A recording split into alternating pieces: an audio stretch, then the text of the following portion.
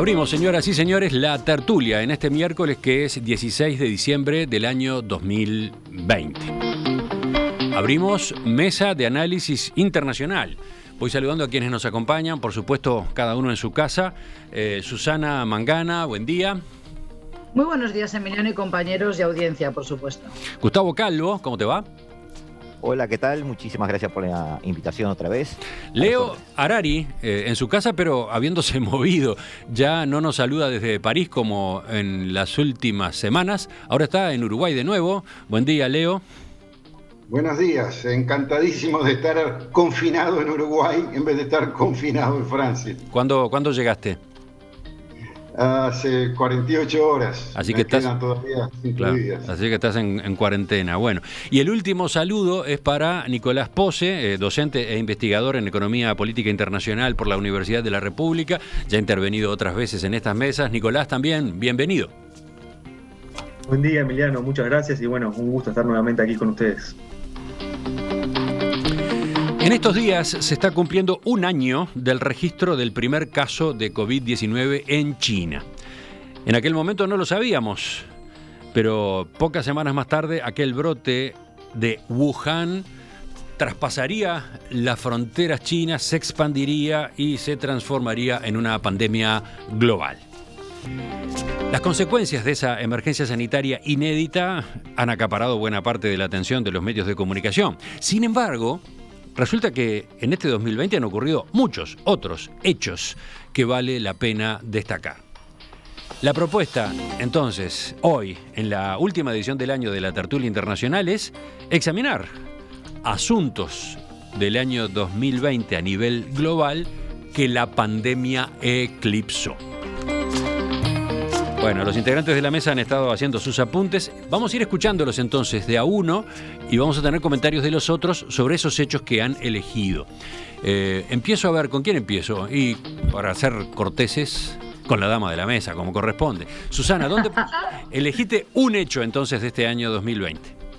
Muy bien, lo tengo muy claro. Para mí, algo que ha sido soslayado o que de alguna manera se ha visto opacado por el seguimiento a las noticias derivadas de la pandemia ha sido el irredentismo de dos países con vocación imperial como son Rusia y Turquía. Si bien se ha informado de sus intervenciones, por ejemplo, en la guerra sin fin, una guerra de desgaste de Siria, o también su intervención muchas veces con contradicciones porque cooperan en Siria ahora. Turquía sí coopera con Siria desde hace un tiempo, no desde el inicio de la contienda, pero por ejemplo en Libia están apoyando a distintos bandos. En cualquier caso, creo que también el último capítulo que tuvimos de la situación entre Armenia y Azerbaiyán por el enclave de Nagorno-Karabaj demuestra una vez más que tanto la comunidad internacional como el propio Estados Unidos, ocupado como estaba Donald Trump, el presidente, en su propia campaña para la reelección, de alguna manera no calibraron o no se vio un intento de frenar la vocación expansionista de ambas naciones que la tienen, y por eso no hablo de imperialismo sino de irredentismo,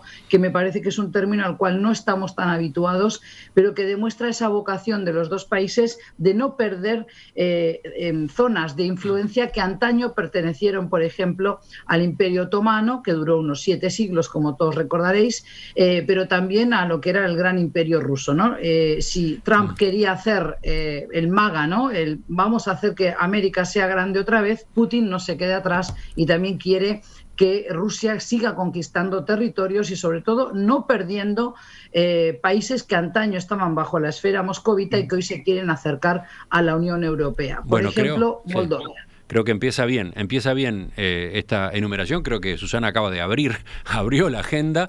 Probablemente muchos de nuestros oyentes no estaban pensando en ese asunto. Ya te escucharemos dentro de un rato con algún otro tema, Susana, pero sobre este que ella planteaba, breves comentarios de otros integrantes de la mesa. ¿Quién va? ¿Quién levanta la mano? ¿Se miran? Leo, a ver, ¿sí?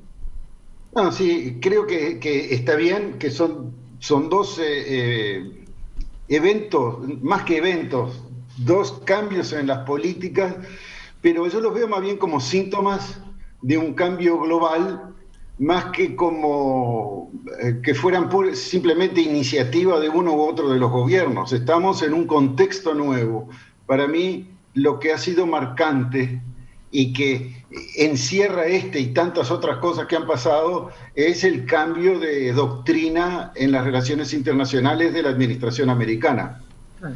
Y todo lo demás cae en esta canasta, digamos, donde podemos sacar lo que nos parezca más relevante, como hizo Susana con el tema Rusia y Turquía, y hay otros. Nicolás, ¿tú sobre esto también quieres agregar algo?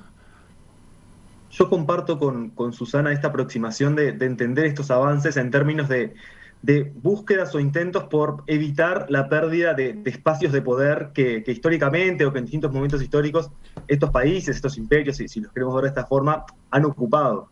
En ocasiones tendemos a ver frente a determinados sucesos, y creo que esto estuvo muy marcado en aquel episodio relacionado con Crimea, como avances o como nuevos intentos expansionistas, en este caso refiriéndonos a Rusia, cuando en realidad yo comparto esta apreciación, este abordaje, son intentos defensivos que naturalmente tienen una proyección extraterritorial que hacen a los intentos de estos países en particular, por ocupar espacios de poder en la política mundial y sobre todo en la política regional, pero que los tenemos que entender en esta mirada de largo plazo como aproximaciones o como esfuerzos por evitar una reducción que en los últimos años ha sido sistemática de pérdida de espacio o de influencia de otrora grandes imperios. Vamos a un segundo tema. Ahora escucho para eso a Gustavo. Gustavo Calvo, ¿cuál elegís? Sí, igual quería hacer, si tú me permites, Emiliano, una sola frase con respecto a esto de Susana. En realidad Susana quiso soslayar la palabra imperios, y a mí me parece que la palabra imperios puede describir muy bien la situación actual, no en el sentido de que los haya, pero sí en el sentido de la nostalgia del imperio. Muchos analistas están hablando de que se está volviendo a un esquema muy similar al del siglo XIX, es decir, con una mesa chica de 4 o 5 potencias. El imperio ruso y el imperio otomano no están, pero hay un poder ruso y hay un poder otomano ejerciendo influencia sobre la región. Y lo mejor del ejemplo de Susana no es lo que pasó, sino lo que no pasó. Nadie del grupo de Minsk, aparte de Rusia, hizo nada. ¿Por qué? Porque se sobreentendía que esto era el patio trasero de un imperio. Entonces, de alguna manera, la tendencia internacional va hacia ese reacomodamiento de poder de las potencias, no en un sentido tan expansivo, sino en un sentido, como dice Nicolás, de cuidar su chakra, por decirlo de alguna manera. Eso se va a ir asentando y eso lo estamos viendo y se engancha con lo que yo iba a decir. Para mí, el gran tema de este 2020 ha sido, aunque ha tenido titulares, el gran giro geopolítico hacia el Indo-Pacífico. El gran giro hacia toda la realidad de Asia, con 2 ítems fundamentales que no deben pasar desapercibidos. Sobre el mes de octubre de este año se aprobó el 14º Plan Quinquenal chino, con su sistema de doble circulación, con el desacoplamiento del sistema globalizado. Hasta el año 2025, China está publicando lo que va a hacer, y como pasó con el plan anterior, lo va a hacer. Y sobre el 15 de noviembre se firmó el mayor acuerdo regional comercial de la historia de la humanidad. Este énfasis que pone Gustavo, ese corrimiento hacia esa otra parte del mundo, ¿quién quiere añadir? ¿Quién va? ¿Leo? Bueno, efectivamente yo creo que toca un punto importante, y Gustavo, en el sentido del reordenamiento de los poderes en el planeta. Sin duda alguna ya esto venía de antes y es parte de un proceso, y si se aceleró por lo que decíamos hace unos minutos, el cambio de doctrina americana con respecto a su presencia en el mundo. El cambio de doctrina de Estados Unidos. Claro, el hecho de solo romper las alianzas y buscar más bien enfrentamientos que conciliaciones, y que puso a China en una velocidad superior en lo que es su estrategia de mediano y largo plazo de efectivamente consolidación de su poder económico, sobre todo el acceso a las materias que necesita y a los mercados que necesita. Y ha sido una gran operación exitosa que va a tener influencia sobre los próximos años. Efectivamente, la cuenca Indo-Pacífico es el lugar más dinámico en todo sentido en el planeta en estos momentos. Agrega uno de nuestros oyentes a propósito del planteo de Gustavo, dice Facundo, ese mayor acuerdo comercial firmado hace pocos días, es un acuerdo en el que Estados Unidos no está, ¿no? Ese detalle. No, pero tampoco, ojo que tampoco está la India, que forma parte de todo ese contexto geopolítico. No es un acuerdo contra Estados Unidos, tampoco es un acuerdo en sí contra Occidente, porque si no, por ejemplo, Australia, Nueva Zelanda, Corea del Sur, Japón no podrían estar, que son países que estratégicamente forman parte de las aspiraciones occidentales. Es un acuerdo en sí por el comercio, pero quizás eso es lo que quizás lo haga más viable, porque no es un acuerdo contra algo. Ojo con eso. Nicolás, sobre esto mismo. Es interesante lo que nota Gustavo, y creo que es ineludible pensar el ascenso de Asia como el ascenso de China. Cierto es que es una región mucho más amplia y que hay gran diversidad, pero China tiene un papel central y de hecho cuando uno mira los datos duros, buena parte del creciente peso de Asia en el PIB global está centrado en China, y cuando uno mira otros indicadores similares se encuentra con lo mismo. Y yo creo que la pregunta que surge para los próximos años y para las próximas décadas es qué modelo de relaciones internacionales esa región va a impulsar hacia el resto del mundo, qué modelo de relaciones políticas y qué modelo de relaciones económicas. Este acuerdo que notaba Gustavo, que tiene una gran importancia, de hecho muestra ya algunas variantes en términos de cómo organizar las relaciones económicas internacionales. Si uno mira los capítulos específicos que contiene este acuerdo, tiene divergencias con, por ejemplo, el acuerdo que en su momento se veía como una competencia, esta iniciativa, que es el Acuerdo Transpacífico, que luego se terminó reformulando tras la salida de los Estados Unidos. El tipo de cosas negociadas y el tipo de cosas que queda por fuera nos habla o nos da algunas indicaciones de qué modelo o de qué tipo de globalización o de regionalismo se estaría impulsando desde la región asiática, y bueno, entender eso es bien importante para pensar cuáles van a ser las reglas y las estructuras que van a gobernar los intercambios económicos en los próximos años. Susana, vas con... Sí, muy breve. ¿Sí? Sí, breve el apunte, pero siempre con esa mirada que tengo a caballo entre las relaciones internacionales y también los estudios interculturales, ¿no, Nicolás? Me parece que es importante que también tomemos nota de ese avance de Asia, no solo en lo económico, no solo en lo tecnológico, de lo cual ya hablamos la semana pasada también en nuestra tertulia, la mesa de los viernes. El ascenso también en el plano de la investigación, el desarrollo, incluso a nivel espacial de China, es notable. También sus compras de armamento cada vez más sofisticado, pero me parece que todavía tenemos que darnos cuenta de que cada vez más necesitamos conocer más de Asia, no solo de China, conocer no solo otras lenguas, sino también la cultura, la filosofía, aquello que los motiva, cómo sienten los asiáticos, ¿no? Que como hemos dicho en muchas ocasiones, Nicolás, son muchos más países que solo Corea del Sur o, por ejemplo, Japón y China. Entonces yo creo que ahí tenemos un gran debe si queremos realmente aprender a relacionarnos con ellos, puesto que a partir del 2030 se estima, por lo menos antes de la pandemia, se estimaba que el 60% del consumo mundial, Emiliano, iba a estar instalado en Asia-Pacífico, y el 60% de la clase media mundial también iba a estar instalada en Asia-Pacífico, con lo cual es para allí a donde hay que mirar comercialmente, y para poder comerciar en el largo plazo no se puede solo talentear, hay que realmente tener otras herramientas culturales para poder siempre dialogar mejor con el otro, establecer alianzas de largo aliento. Hasta ahora han tomado la iniciativa en la tertulia Susana y Gustavo, planteando hechos, asuntos de la agenda global de este año 2020 que han sido importantes y que quizás quedaron corridos a un costado por toda la importancia que en otro plano tuvo la pandemia. Voy con una intervención más antes de la pausa. Leo, te dejo a ti, en este caso, que hagas tu presentación. Bueno, yo mi enfoque hubiera sido el siguiente: ¿qué ruptura en el proceso histórico que estábamos viviendo significó la pandemia?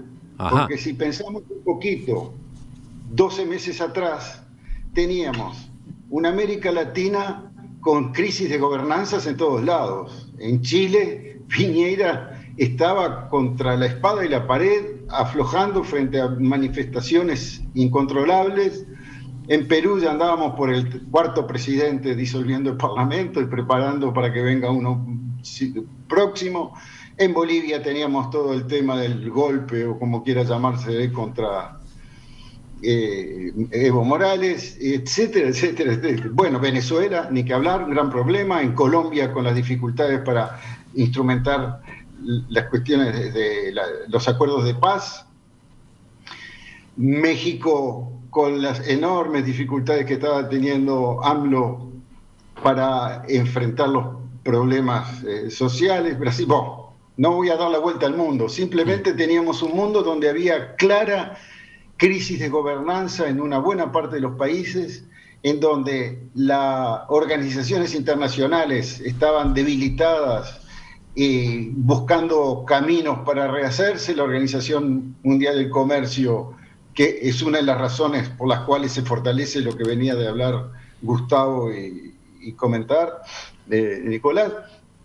Es decir, teníamos un mundo donde estábamos enfrente a una crisis política grande, movilizaciones populares no controlables, no manejables por los sistemas tradicionales. Por ejemplo, movimiento popular no aceptando el liderazgo del movimiento sindical o de los partidos políticos, como los chalecos amarillos, saliendo a la calle por decenas de miles sin reconocer jefatura, lo que hacía que los gobiernos no tenían con quién sentarse en una mesa a discutir las cosas. Eso mismo de Francia estaba pasando en Chile, está pasando en Hong Kong, está pasando en muchos lugares.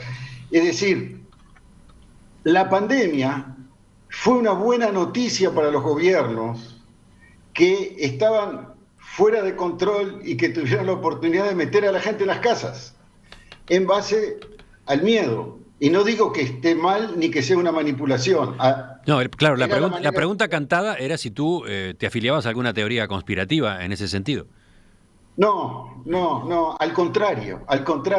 A mí lo que me resulta interesante es que es un invisible virus el que está moviendo la historia, y nosotros no somos protagonistas de la historia, sino víctimas de la historia. Nos va llevando.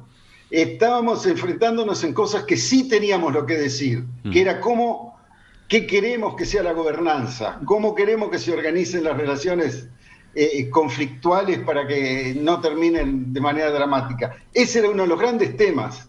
Ese tema pasó de lado por un virus, no es una conspiración. Lo que sí, cada poder lo aprovecha como puede. Bueno, sí, porque podría argumentarse que ante el virus, ante la epidemia o el riesgo de una pandemia, no había necesariamente una única forma de reaccionar, y sin embargo casi que se uniformizó a nivel planetario una manera de encararlo, ¿no? Muy drástica, muy severa, con todo tipo de impactos políticos, económicos y sociales, ¿no? Así es, pero el motor de eso, a diferencia de los otros fenómenos que estábamos viendo, es fundamentalmente el miedo y la imprevisión, digamos, de los grandes países de cómo enfrentar de una manera menos drástica, menos dramática, el problema de la pandemia. No sé que haya otra mejor tampoco. Simplemente lo que hizo fue cambiar las reglas de juego en la situación global de poder. Esto para mí es lo más notable, que no es hecho de los humanos, es hecho de un virus. A ver, Gustavo, un primer comentario tuyo. Yo lo quería encarar tratando de... Me gustó mucho la pregunta porque lo tomé como pregunta, lo de Leo, ¿qué ha sido lo disruptivo? Yo creo que esa crisis de gobernanza, como bien dice Leo, ya venía desde antes de la pandemia, y la pandemia hizo cosas. Y tomando prestado, se me permite, Susana, su visión siempre social de todos los temas, que es mi gran talón de Aquiles, porque tengo muy poca formación en eso. Yo creo que la pandemia a nivel global, vamos a verlo como a nivel global, provocó en los estados lo que yo llamé en un artículo que escribí en enero de este año, que se llama La mascarilla de los estados, esa cierta encerrarse también de los estados, no de las personas solamente, de los estados. Y desde el punto de vista social, y esta frase recontra atrevida, pero alguien la jugará dentro de unos años, frenó en seco la expansión cultural de Occidente. Es decir, de alguna manera vamos a despertarnos de esta pandemia con un mundo más repartido culturalmente y cada bloque protegiendo su identidad cultural. Aquello de Samuel Huntington del choque de civilizaciones, no, saquemos la palabra choque, pero vamos a ver un mundo particionado según civilizaciones, quizás no para mal, pero sí hoy se han encerrado todos en sus áreas, las familias en sus casas, los estados en sus territorios, los bloques dentro de sus límites y también las culturas dentro de su entorno. Uh-huh. Sí, hemos tenido directamente cierre de fronteras, ¿no? Eso ha sido llevado al plano más literal posible, ¿no? Hay un gran cierre de fronteras operativo ocurriendo, con excepciones, con flexibilizaciones, pero pasamos por un momento absolutamente severo en esa materia. Estamos terminando ya este segmento. ¿Alguien quiere agregar a lo dicho por Gustavo a partir de la iniciativa de Leo? Nicolás. Ahí me gustaría agregar brevemente una pregunta que levanta lo que plantea Leo y que es ¿cómo se gestionarán estos descontentos una vez que pase la pandemia? Porque la pandemia naturalmente en algún momento va a pasar, será más temprano, será más tarde, pero como todas las pandemias en la historia, en algún momento tendrá su resolución. Si ya teníamos un montón de descontentos y de insatisfacciones acumuladas previo a la pandemia, uno tendería a pensar que dado el impacto económico y el impacto social que ha generado esto en los países, los descontentos y las insatisfacciones van a ser mucho mayores en el mundo post-pandemia.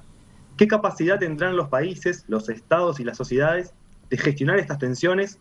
Creo que es una pregunta que no tiene respuesta, pero que vale la pena tener allí en consideración, porque tal vez vayamos hacia un mundo más conflictivo o en el cual estas tensiones emerjan con incluso mayor frecuencia que en el pasado. Ya volvemos, ya seguimos en esta edición especial de la Mesa de Análisis Internacional.